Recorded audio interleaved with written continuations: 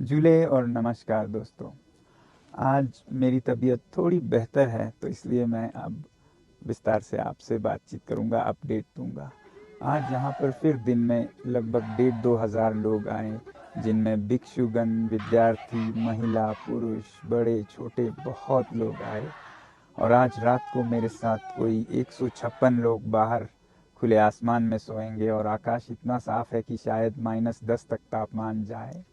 तो मैं ये कहना चाहता था कि ये जो लद्दाख के साथ विश्वासघात सा हुआ है अभी के सरकार से, जो वचन दिए उसका पूरा न करना, ये मेरे मन को बहुत सताता रहा है। बहुत व्याकुल हूँ, बहुत चिंतित हूँ। चिंतित होने का कारण एक तो ये है कि लद्दाख के जो संवेदनशील पर्यावरण है, यहाँ की जो जनजातीय संस्कृतियाँ हैं, उन्हें संरक्षण देने का वादा किया था 2 चुनावों में, और उसी बुनियाद पे चुनाव जीते भी, और उसके बाद 4 साल टाल मटोल के बाद साफ साफ इनकार कर दिया। तो एक तरह से वादा खिलाफी हुई, वचन तोड़ दिया। इससे मैं बहुत परेशान हूँ। दूसरा परेशान होने का और बड़ा कारण है कि ऐसे उदाहरण से पूरे भारत पर बुरा असर पड़ेगा, और आगे चलकर सब नेता ऐसे ही चुनाव में कुछ भी वचन देंगे और उस वचन को पूरा नहीं करेंगे। नेताओं से सीखकर लोग भी अपने वचन तोड़ेंगे। कारोबार में, उद्योग में ऐसे सारे जो समझौते होते हैं उनकी अवहेलना करेंगे। अफरा तफरी होगी देश में अगर ऐसा ही हुआ।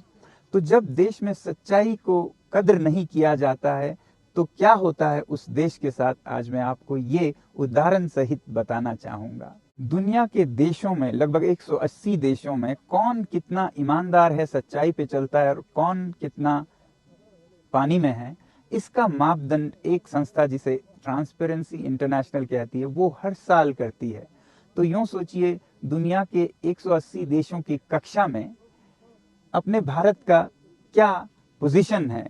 भारत जो कि अपने आप को विश्व गुरु बताता है, जहां पर अनेक धर्मों के अनुयायी हैं और धर्म के नाम पर हम कसम खाते हैं, लड़ते हैं, मर मिटते हैं, हजारों घंटे या दिन धर्म के नाम पर हम बिताते हैं, और हर धर्म, कोई भी धर्म हो, सच्चाई पे चलना सिखाते हैं। जब यही व्यवहार में आए तो भारत की क्या हालत है जरा देखिए। 180 देशों की कक्षा में हमारा महान देश प्रथम पोजीशन पे नहीं है, फर्स्ट पोजीशन पे, दूसरे पे भी नहीं है, तीसरे पे भी नहीं है, चौथे, पांचवे, छठे पे भी नहीं है, 93वें पोजीशन पे हमारा देश है, फिसड्डी 93 पोजीशन पे। और हम सच्चाई की कस्में खाते रह जाते हैं। व्यवहार में ये हालत है। हमसे आगे तो चीन, जहां पर किसी धर्म को मानते भी नहीं है, बहुत आगे है। अब इस कक्षा में प्रथम द्वितीय कौन आते हैं पहली, दूसरी, तीसरी पोजीशन पे, जरा देखते हैं।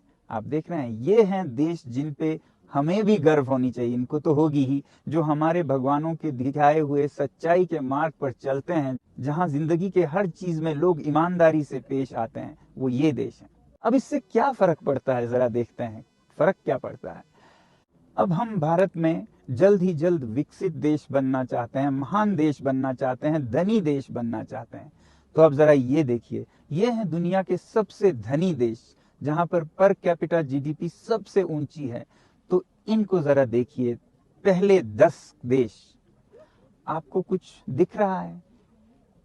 गौर से देखें तो आपको पता चलेगा कि ये जो सबसे धनी देश हैं, इनमें से आधे तो वही हैं जो सच्चाई के रास्ते पे भी सबसे ऊपर थे। यानी कि साबित क्या होता है कि वही देश जो सच्चाई पर चलते हैं, वही धनी और विकसित देश भी बनते हैं।